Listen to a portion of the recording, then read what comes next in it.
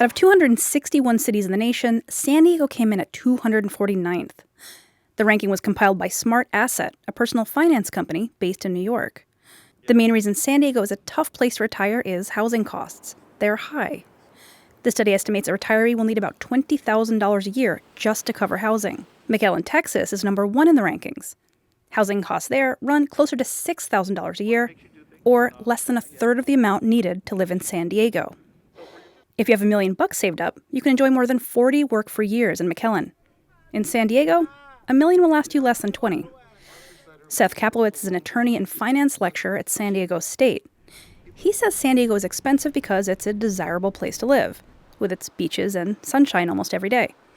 And while the high cost of living makes retirement here restrictive, some are willing to pay it. People are paying for the luxury of living in San Diego between property taxes and state income tax and just the general cost of survival. It's really a luxury to be able to choose to live in San Diego. To me, it's the closest place to living in Bali in the continental United States.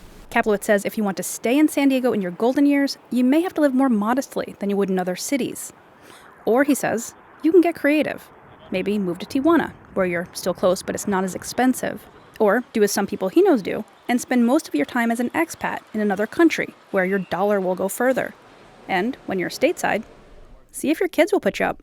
They get together with their children and they get a granny flat that they have a place to come to when they're in the States, but their dollar just goes further when they're not in the States. Kaplowitz does warn that if you haven't already, you need to start planning and saving for retirement. If you haven't prepared for it, you're going to be working a long time. Neiko Will, KPBS News.